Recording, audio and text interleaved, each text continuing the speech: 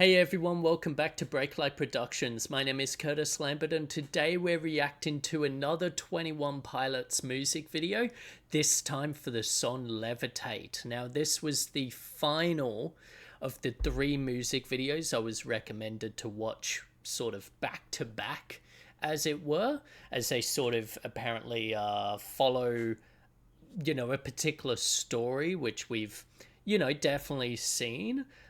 So yeah, let's jump on into it.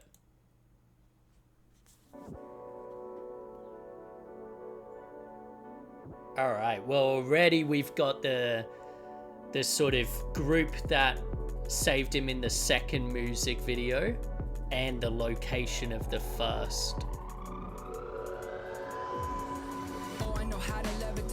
Ooh, that's nice lighting. Nice color contrast. You've got this sort of blue lighting to one side of him and then orange on the other with a flicker to it.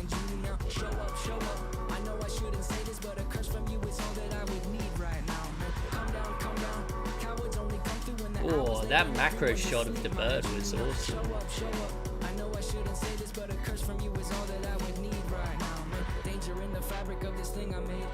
I probably shouldn't show you, but it's way too late. My heart is with you hiding, but my mind's not made. Now they know it, we both been for some time, I'd say. They're smirking at first blood. Ooh. But this is not enough. Yeah, this is not what you thought. No, we are not. Okay, this seems to be a lot, like so far, a lot more performance driven than story driven. Like at least when compared to the other two. We see some more actual like pyrotechnics. That's awesome. I love watching the extras. Sometimes some extras are so like so nervous or like awkward or whatever. Like I always love watching extras in the back of like movies or music videos or whatever. Like it's funny. That top light on the bird is fucking cool. Ooh.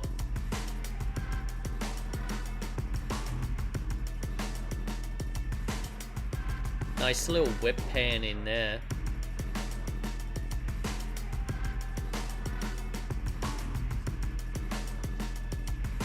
Oh, that's a cool effect. Almost like a motion blur effect. Very interesting. Okay. All right, let's talk about it. I'll be honest. All right. This one out of the 3 is probably the one I like the least. In all honesty, it's like sort of the least what's the word? The least enthralling to me. Because yeah, like the first one, we had these awesome scenic shots intercut with like this red hooded character on the horse, and it was just really cool. Him on top of the car, performing, etc. Really, really cool. The second one, had this sort of creepy story to it, but then also a lot of really unique like lighting and stuff. Like I still really want one of those, like I don't even know what to describe it as, like tube lights, but it's almost like icicle, like yeah, I don't even know what to call it, but I want one of those lights still. This one, like don't get me wrong, it's very well done and it's still professional as fuck, but it just feels like there's less for me to like talk about, that there was less like wow factor with this one. But let's take a look. What can we talk about? Well, let's start with when he's getting his head shaved.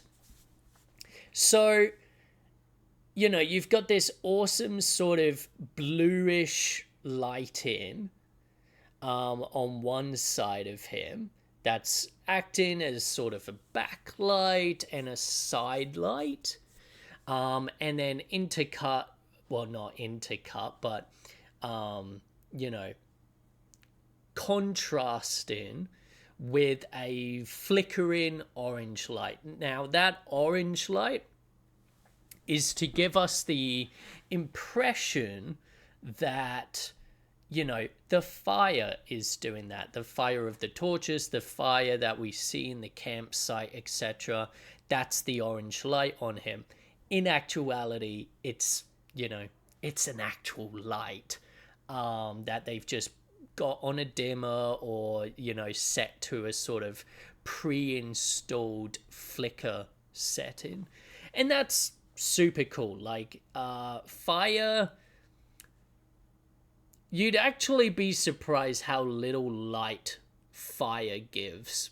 Like, in all honesty, like, next time you have a campfire or whatever, or a bonfire, count how many meters away from that fire you can actually, like, go and still be in the light. Like, it actually, it runs out pretty quickly. Not to mention safety. You don't want the actors overheating because of having a fire right near them. You don't want the camera overheating and other tech issues. So yeah, it's something to be aware of. Like, you can sort of fool the mind into thinking, oh yeah, that's the fire, by just having like orange flickering light. And then obviously that blue light is sort of acting like it's a dusk, a nighttime sort of light. As for the drummer's performance, it's pretty much, I'm just trying to get a wide shot here. Yeah, it's pretty much a top light. And I would say that's it, in all honesty. I don't think there's any front light per se. If there is, it's very little. But yeah, I'd say that's purely top light. And what you'll see, and this is something I've spoken about time and time again, but this is a great example of why you don't use top light as like if you're trying to make something look beautiful. Because, like, look at this wide shot of the drummer, look at his face. You got these massive triangle shadows under his eyes, shadow here, shadow all down here. That's the reality of what a top light does.